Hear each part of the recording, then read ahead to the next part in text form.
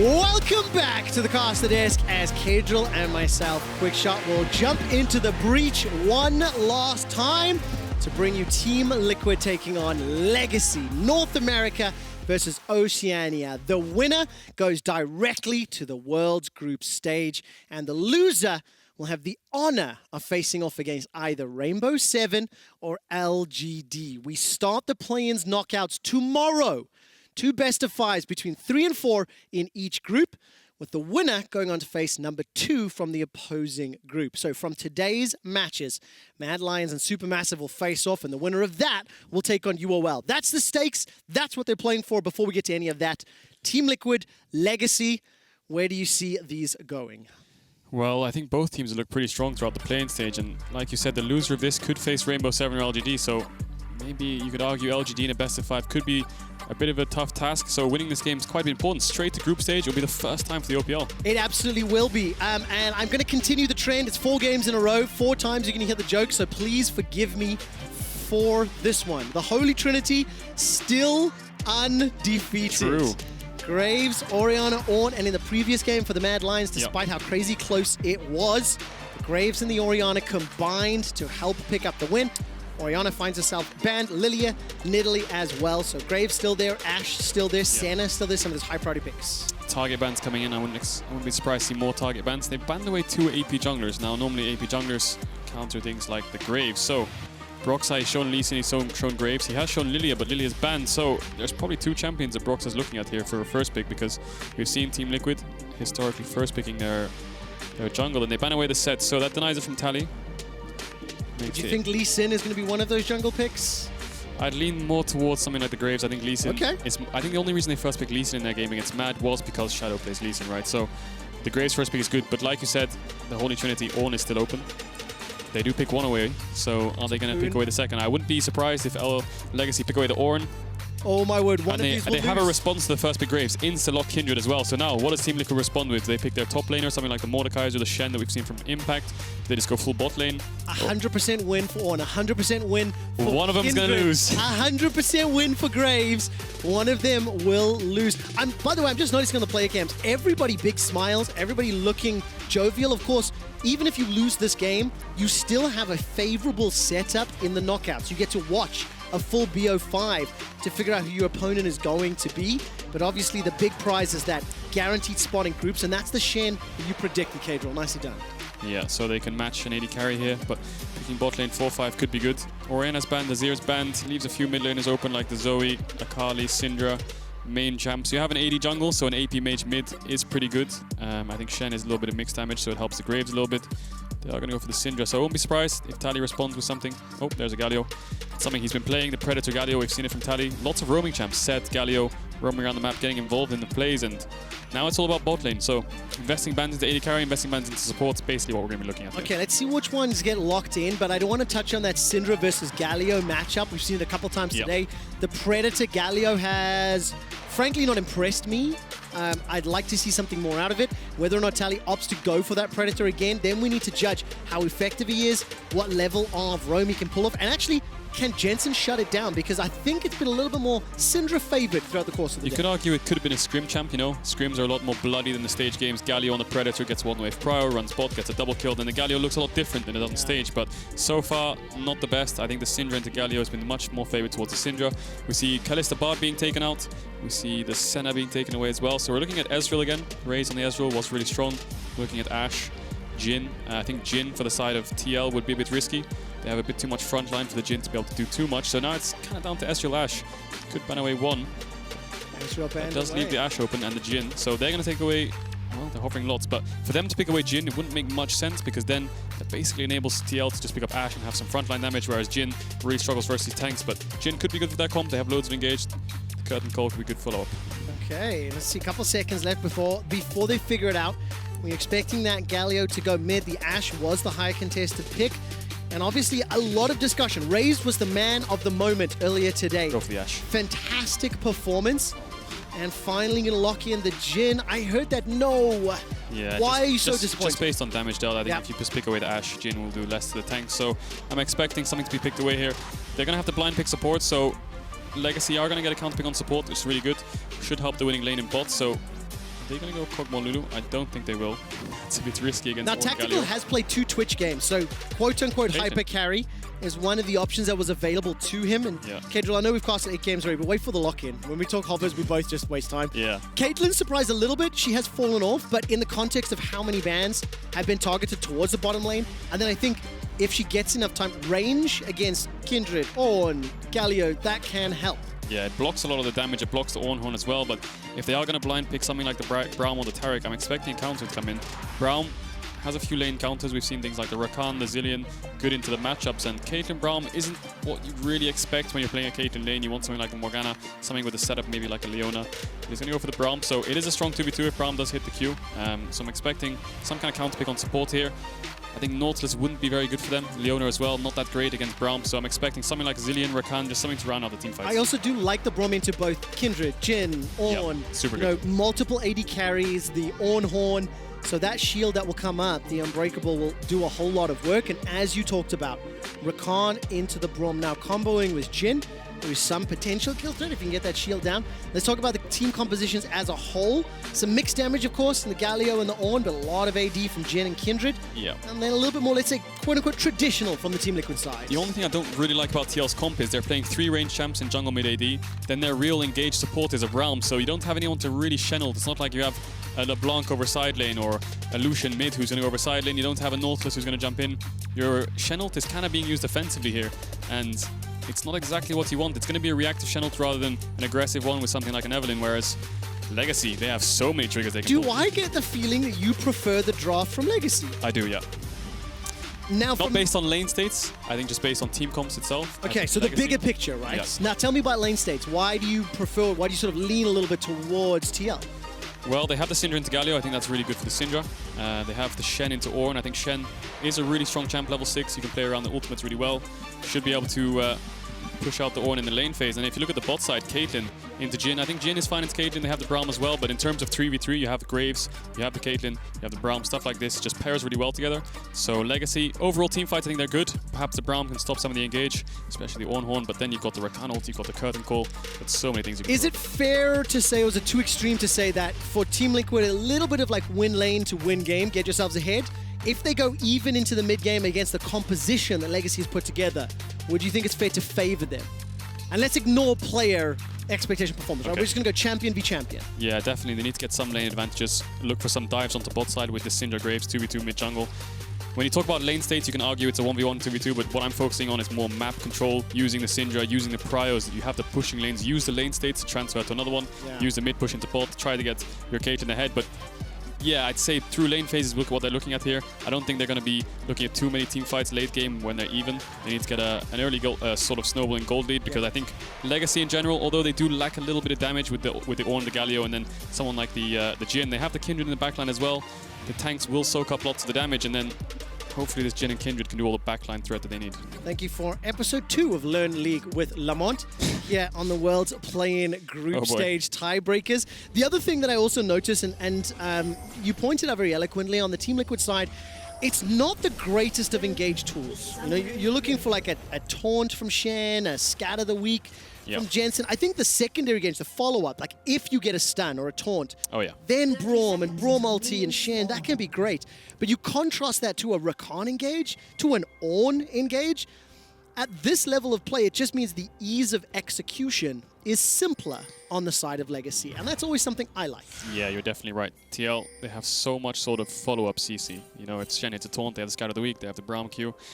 And if you look at the side of Legacy, Tally's actually running the spellbook, so he's not opted into the Predator this time around. Perhaps he thinks laning around against, sort of moving around the map against Syndra Graves will be a bit too difficult, as Isles has a bit of chunk there. And Raes starting boots 4 pots on Jhin. Quite standard, but against the Caitlyn that'll be useful in case the Caitlyn does try to push him in, try to put the traps down and chunk him out onto the tower. So yeah, interesting to see how these jungles path. They're both going to start red buff, so I'm assuming they're both going to go to opposite sides of the map, mismatch, unless one of them wants to do something cheeky level 2. Okay, keep an eye on if that's going to play out. I want to quickly tell the viewers about the last game we saw from Legacy earlier today. It was exceptional. It was teamfight focused, and it was Raes that kind of took over the game. But I want to give you some numbers. They had an average of 3.1 assists per kill It's the second highest of any game at Worlds so far. And in terms of kill participation, 92% for Raes, 90% for Isles, 85% for Babip. Why do I think that's important, you'll be asking, ladies, gentlemen, everyone else? Well, because they've got another team fight comp put together once again. Yep. Galio, Ornn, Kindred, Rakan, they all want to get involved. And the way that game played out earlier today in favor of Legacy, in a game that they won, was fairly slow, fairly stale in the early stages. But once we got a couple of objectives and 1 or 2 items under the belt, Legacy just dove in over and over and over. And that was how they found their kill, found their win, and found their team fights. Yeah, looking at lane states, Legacy, they have the bot push. They don't have the top push. Shen is quite potent, level 1 to 2. And Broxah, he skipped his Raptors, something I wanted to point out. So I think he's going to backtrack. I think he's done red, blue, Gromp. He's probably going to go to Wolves and backtrack most likely. Or he can go up to this top side. If Impact gets one more good trade, maybe they can look for some sort of early top dives. Does shut the Ornn down a little bit. He's always going to build his Ruby Crystals, but he could use some of his mid pressure towards bot side grab. Looks like he's going for a mid gank, perhaps. Okay, we'll track this one. Can't come in behind Tally. Flash is available. I think he will have been spotted up by that ward, and Tally is low. Stun. Gets caught by the stun. Scat of the week. Flash already. But that's very successful. Jensen comboing with Broxah to find that stun. And this is, again, what we expected. We talked about lane states like 3 minutes ago. Caitlyn, how that Syndra can be good into the Galio. Now I want to see how Jensen continues to play. Flashless Galio, can he apply more pressure? Can he build up more of an advantage? I like the Broxah backtrack to this bot grab. He is contesting Babip for it, but the lanes are kind of contested, so if people want to collapse, there's going to be a fight here, but Broxah has the smite, so he should be able to get this one down. He has flash as well in case Tally wants to go in, but he's turning on to Babip here. A lot of damage. Babip will Look at the collapse. It's going to be a 4v. It's going to be TPs, 5v5 maybe. Isles and Raes, and these are the team fights. That's a long-range dash. The taunt comes out from Impact. Everybody's in the river except Topoon. Team Liquid get first blood. 90 Calibernet will find a target, and Raes escapes with his life. North America and TL strike first. Yeah, and look at the minimap. You can see Broxah sprinting towards his top grab to try and deny it from Babip. Topoon might be moving down, but you can see Impact escorting Broxah.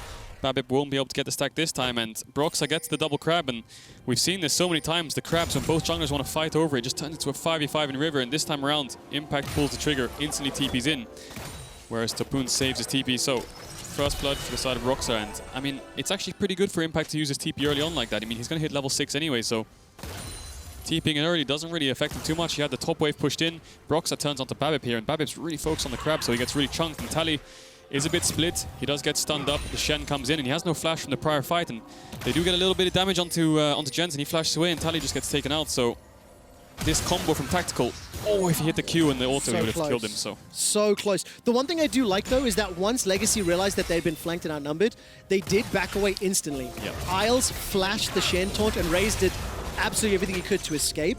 So I do want to give some credit here to Legacy's calling.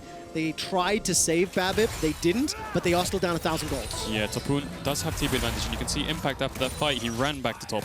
He's escorting Broxah to the crab, so he's just sitting on the door and shield, so Topoon could try to freeze the wave in his face. Maybe he could get a little bit of a CS advantage, but I'm expecting Impact to match Topoon's TP when he hits level 6, and Isles just goes for a little chunk. And this is the problem with the Caitlyn. When you get pushed in on the tower, if they play well around their mid-jungle, keep up the push, if Broxah can take these pinks in the bot side river, and they can use the Shen ult effectively, they should be able to control the bot side of the map really well. Tally's doing very well to dodge those Scatter the Weeks, or at least like put distance between himself and Jensen using the Justice Punch, get out to safety. But look at the lane differences. Plus 10 CS for Tactical, plus 15 for Jensen, plus 13 in the top lane for Impact. So win lane, win game. It was way oversimplification of what we were talking about. But the advantages they have in their team comp, the strengths they have, and then obviously that big TP play in the mid lane. The fact that TL were pushing their waves, they're going to lose less to a Topoon. Even with the wave under his tower, he's still behind in CS. So very early advantage to LCS in North America, and Team Liquid, before 6 minutes, they've already got themselves a dragon, they've got themselves a healthy gold lead, and they've got everything that they needed and wanted that Caitlyn wanted to see from the comp. You know, get ahead early, get yourself some tools, because you are lacking some initiation options later. Yeah, they use their lane states to get the early dragon. They have good bot side control with the pinks. Like you said, win lane, win game. You can see the CS advantage in mid. Impact just basically picked up a Tiamat, so he should be able to push in top. So they're going to have 2 solo lanes pushing, and not only that, they have the bot push as well. So Jensen has no flash here. He could get called out. Ultimate is available for Jensen. It is not for Babip. Hero's entrance comes down. Ooh, big damage from Tally and Babip. That's a hop over the wall. Broxah managed to pick up the second kill, making it look oh so simple. Broxah just dunking down on Babip's Kindred. He's going to take away the next crab as well. Another crab for Broxah. He's going to take away the stack. 2-0 on this Graves. He's so strong. You could see in that skirmish what we talked about earlier, the mid jungle from the side of Team Liquid from Draft. Graves, Syndra so strong in the 2v2s, and they're just controlling the map well. Legacy need to kind of find a way to open this game up. Maybe a TP flank from the Ornn. Try to get Galio involved as well, but now Galio's lost his TP, he's lost the ult, so it's going to be quite hard for Tally to join these fights. And just look at the CS, Tally, no flash again. Man, no flash available. That's a dash in. He manages to get the taunt to just buy some time. Broxah on a killing spree, 3-0. After getting all the crabs in the game, now re-ganking the middle lane. And frankly, it looks like Team Liquid individually are just outclassing everyone on Legacy. Yeah, Tally's been kind of targeted by Liquid here. He did get ganked earlier on, lost his flash, then died in the river, dies again before it comes back up, and he's just 0-2-0 on this Galio. He's going to be double this, he's going to be half the CS of Jensen. And you can see all these lanes still pushing in. Impact has the push. He's looking for Babip on the Krugs, just sitting in the tri-bush, getting some information. Jensen pushing in mid, running towards bot side. They have the Shen ult too, so if they want to set up a bot play right now, they can do it whenever they want. Dude, look at this. Warrior Enchant already 4 Graves. 300 gold bounty on his head. There's a 30 CS difference at 8 minutes. Because Tally might think he's colorblind. Look at Babip, Everything is grayscale right now. He's trying to sneak this Herald instantly as soon as it spawned. Look at the vision control that TL have. They have 3 pushing lanes, they have full map control, but Broxah won't expect this. Babip is sneaking away this Herald. He didn't get spotted out by the crab, and this is really big. If they can deny the Herald, they can slow down Team Liquid's sort of snowball potential, because the way they want to play it is they want to get a dive off, they want to kill them and then pop the Herald to get the tower, but now without the Herald, as soon as this goes down, Broxah will get information. And I think Jensen's going to fast push this wave, and they're going to run bot side to try and force something, because now you have the information that the enemy jungle's top side, you can try to do something bot side. Okay, it seems to be the case. Broxah's already cleared out Grump. He's pinged out on that ward. Legacy aware, but look at the damage onto Raes and Isles. Collateral damage is available. End of the line. Can bounce against the wall. Get away from the wall. Big damage. They don't get away from the wall. Collateral damage gets the one.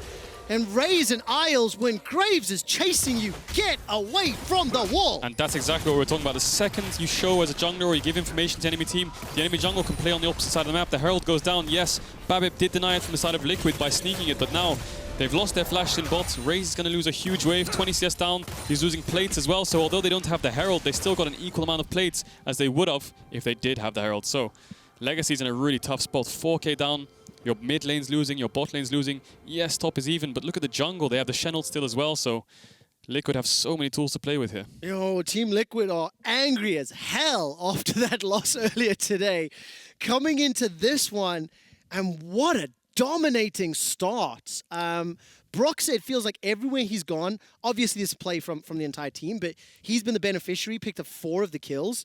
Solo diving the duo after the great work that Tactical and CoreJJ set up, poking them down to 50%, and he just brings it home. Yeah, he basically, the way Broxah played it was quite smart. He read Babip like a book. He knew what plays he wanted to go for. He knew Babip wanted to go towards the bot side after starting red, try to get the bot grab. Broxah matched it. He knew that he would be trying to get his Raptors or red buff and stuff, and Broxah's always matching it, making sure he gets the ganks off. He's 4-0 on this Graves. He has a warrior.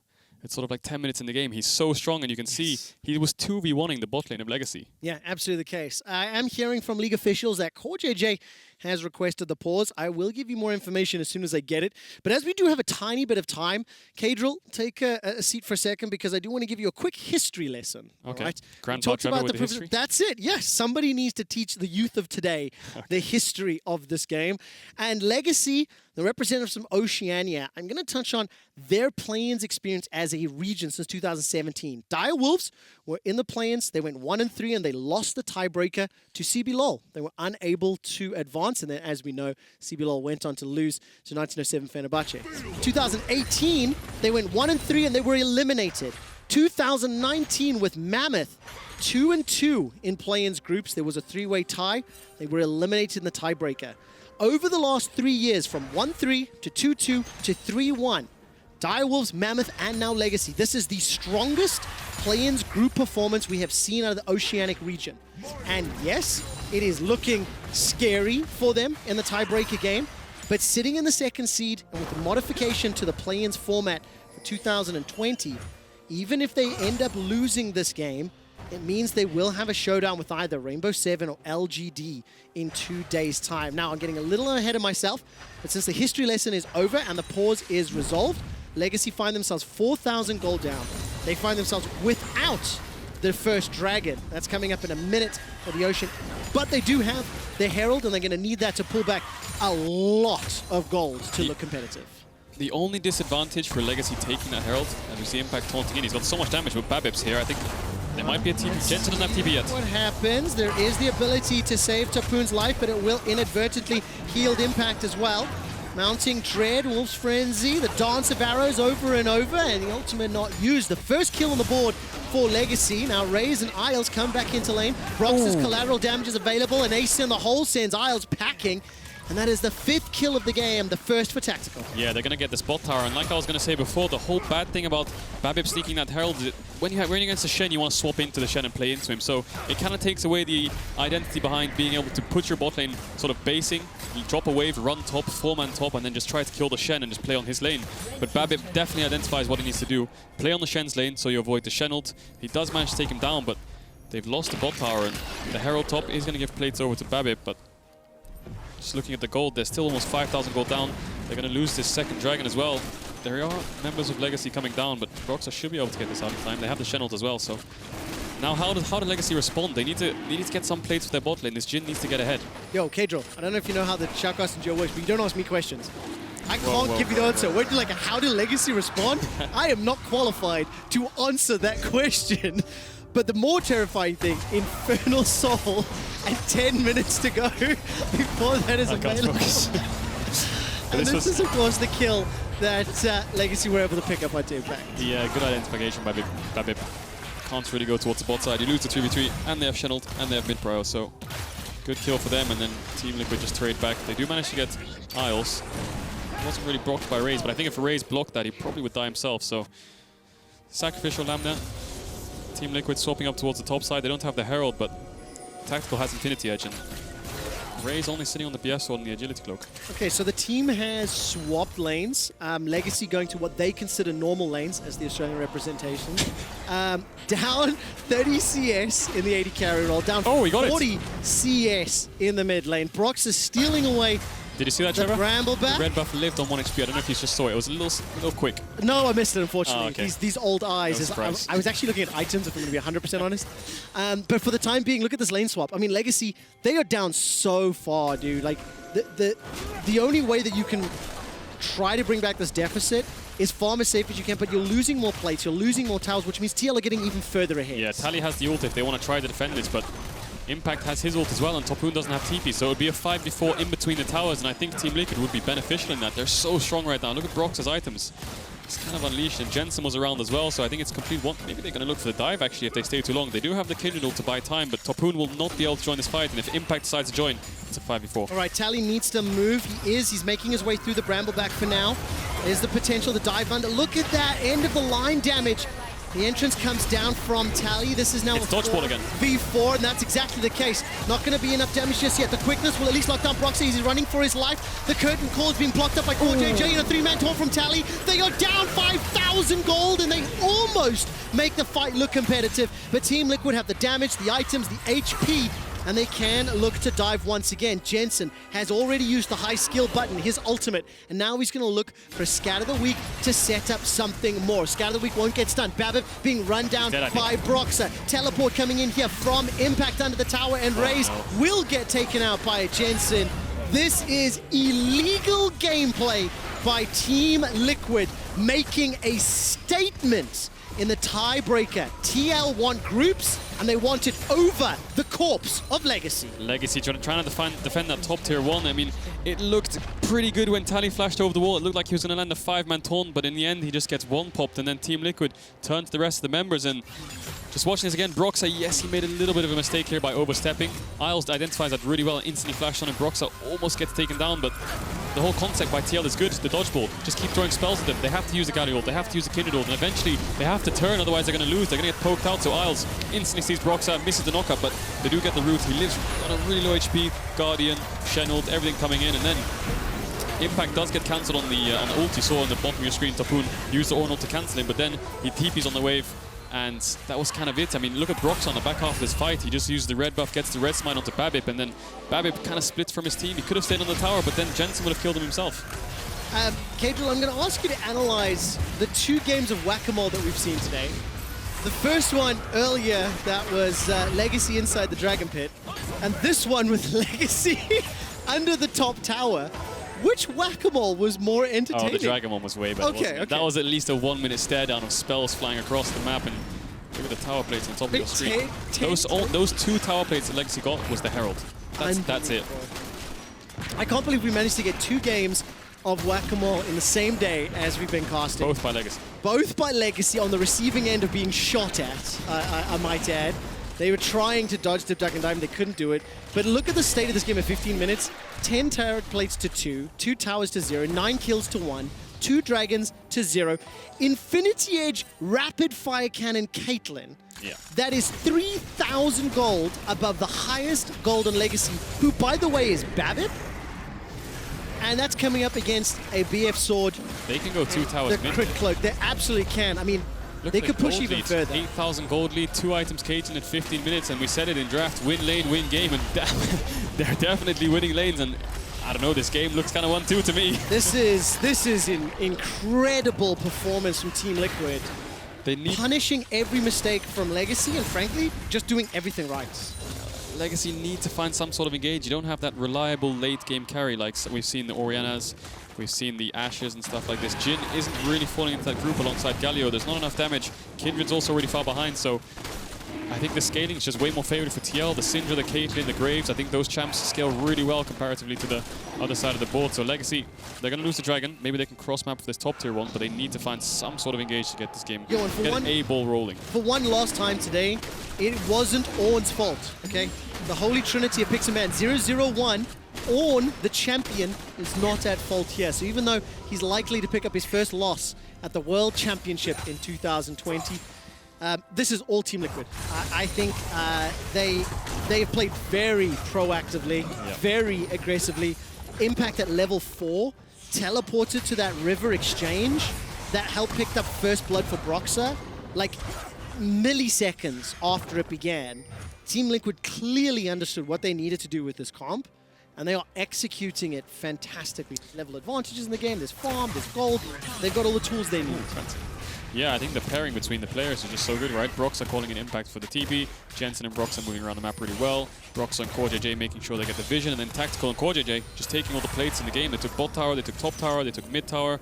This is what you want to do with Caitlyn. You want to move her around the map, take all the towers you can, play around the Caitlyn, protect her.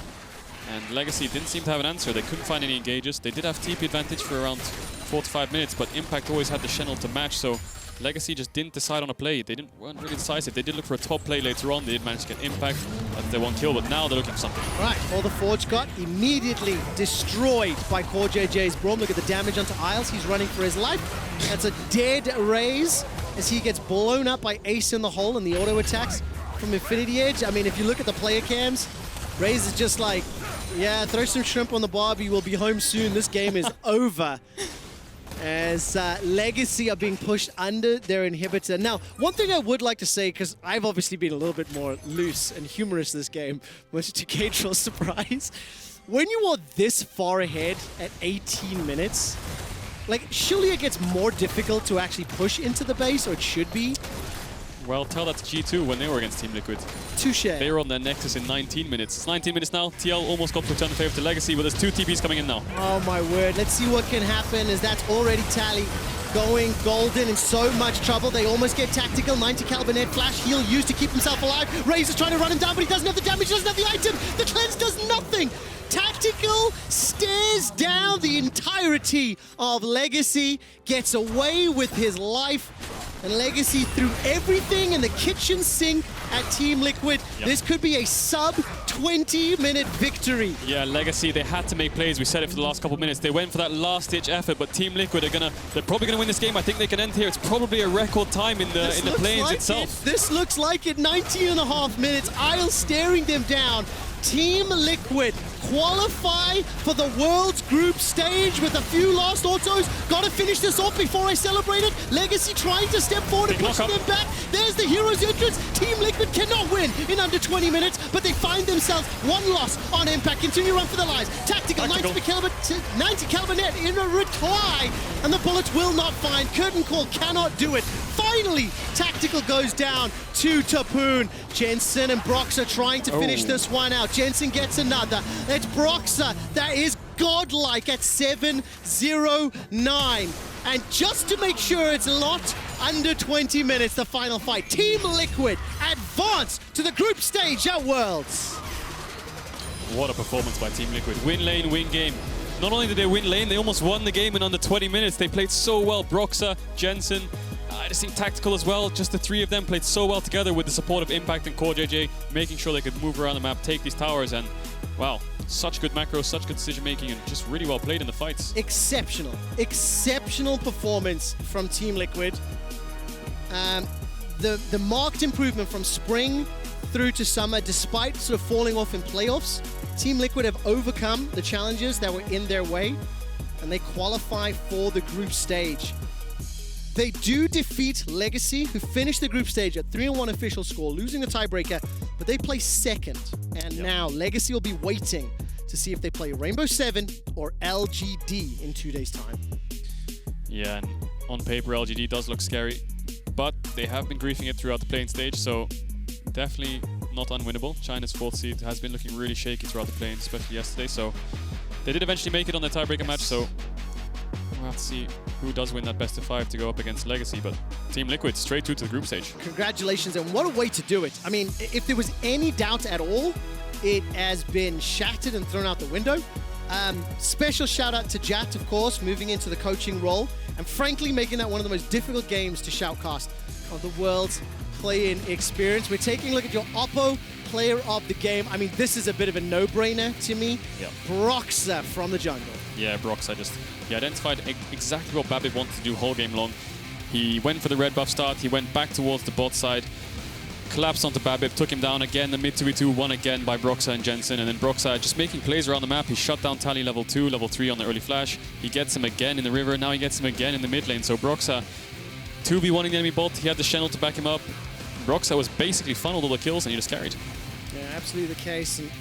And special message to Raes and Isles from your gold resident play-by-play shoutcaster. If Graves is chasing you, get away from the wall. That end of the line bounces back hella quick. Especially when it's Warrior at 8 Very minutes. Formed. I mean, it's crazy. Look, again, difficult game for Legacy. I think the draft that TL put together, they had to play in the manner they did, but they executed exceptionally well. So congratulations to the LCS, all three of your teams in the group stage. We'll soon give you all the headlines from today, as well as a preview from the knockout stage. Do not miss it. Kajol, that was awesome. That was awesome. Well done, dude. I'm going to bring...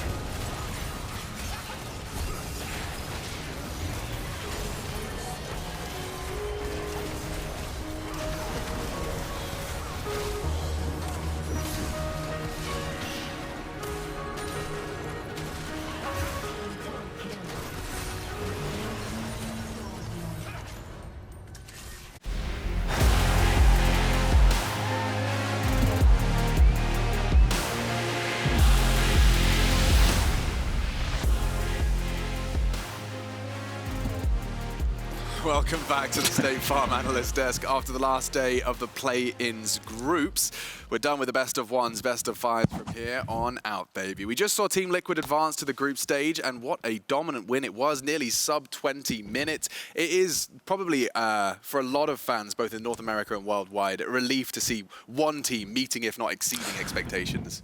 Yeah, for sure. I think in terms of play, I assumed almost instantly Team Liquid is going to play better. And I think I got a little bit too drunk on Ornn. You could speak into, you know, that you can pick champions into it. Shen, a decent matchup. And all in all, I think the trend has been ease of execution throughout the play-ins. But I think this time around, Team Liquid just bulldozed them through the sheer force of better play. I mean, Legacy didn't have their grip on that rope for too long. No, they didn't have it at all. I think the comp that TL built overall was just really good against first rotation or early rotation onto the Ornn. I think that in itself is something that a lot of teams have been shying away from, where they have not been sacrificing certain picks in order to make that Ornn not work. And I think even opting for the Galio later on in the draft, I think that in itself is also a weird decision, given the fact that it has had such low win rate throughout the play-ins. Yeah, and a conversation I've been having with you on and off is this Graves for Broxah. He got it again, and this time, utter destruction. 7 kills, if not more, by the end of the game. I really like what INTZ did in terms of their preparation.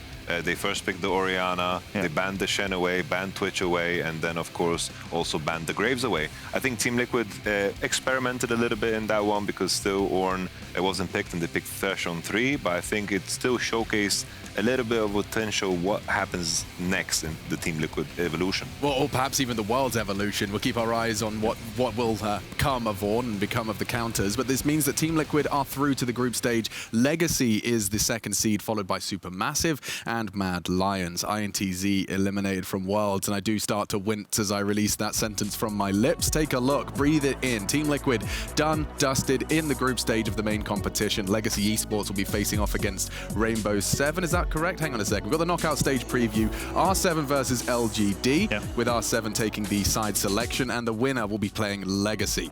And we see none other than, who is it? Supermassive. Yeah, Supermassive will be playing Mad Lions, and that's another one. Oh, God. My God. Spicy. I'm actually, excited for that one. Very so spicy. That is really spicy. Here you go. This is a better way to visualize it. You'll see Supermassive Lions, but then the winner in the qualification round is UOL. So not only do we find the answer of the UOL storyline, have they really let it slip in the best of ones only to have it fallen away in the best of fives, we also get the potential of seeing Mad Lions fall flat against Supermassive. There's a lot to look forward to here, Yamato. Honestly, I think Unicorns of Love are looking at Mad Lions and Supermassive, and they're thinking to themselves, what the hell happened over there?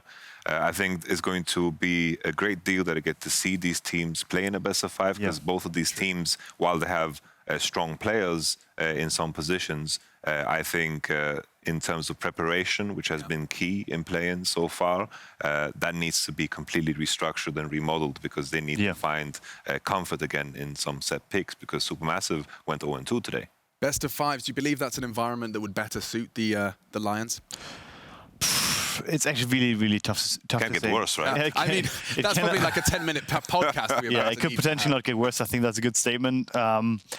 I think maybe it's going to allow them to kind of experiment more in games 1 and 2 to kind of get some of the stress, the nerves out. So maybe that's going to allow them to perform better. I do overall think, though, that Supermassive may actually just be the best of 5 team, because they have shown more strategies that have worked. Even though they had a bad last day, they won 2 games before that, and my Lions. I'm just not going to repeat all the bad segments, because I've had a great year other than that. Just scroll through the memes. You'll see the Mad Lions at the season, Mad Lions at Worlds, there's cats with, Glad Lions. On. It's ridiculous. Simba's crying. It's very emotional. Regardless, of course, if you missed the games from Shanghai because you were getting your beauty sleep, I don't blame you. You can tune into the rebroadcast of today's games at 12 o'clock noon. That's Pacific time zone. Or if you want to join Tigress on the World's cooldown in just a few short minutes. I strongly recommend that one. In fact, right here, right now. And I'm not talking about Fatboy Slim. Hello, Tigress. How are you doing? Of course, we'll take... I'm doing great, Machine. So happy to be here. I've even got some of the blacktop and chain community among hosts, and we're going to be coming through with World's Cooldown soon enough. Give you a preview of all of the games to come, kind of a TLD version if you are sleeping on the day, and a deeper dive into teams like Team Liquid and Legacy with Spawn and Mark Z. But while I have you fellas here, I've got to get your thoughts. As wild as play-ins have been, what surprised you most about today? Ooh, damn. I think for me, it was staying on my chair when I span. But that was pretty impressive. I was surprised. It surprised me. It did. Yeah. But amazing. In terms of the actual video game we're here to talk about, what have you got? I mean, Madline's not recovering, and LGC Esports is making that run. Like that's basically it for me. Like I said it earlier that I'm still so surprised about it and so taken back because of the fact that you don't expect this from such a small region to actually perform to this extent. Well, for me, it has to be Supermassive falling so flat. Oh, Pretty yeah. hyped. You know, I thought Supermassive Team Liquid would define the group, and Legacy were like, we say nay, we pick Ornn, and we blow our horn, and then we just take it all the way to victory. Is that how they call champ select? Is that they just? I don't know. That was my best Australian. But that's the best we've got, Latigres. What do you They just think? call it on. I love it. I love it. That gives me all the energy that I need to go into this World's Cooldown. And for everybody that's watching at home, you'll hear what surprised me and the rest of our analysts in just a bit, because you don't want to go anymore. A few minutes until we hit you with that cooldown. Yeah, well, that's us done for us stuff in Berlin. We'll see you tomorrow. Good night. Legacy. What am I saying? Liviosa. Legacy.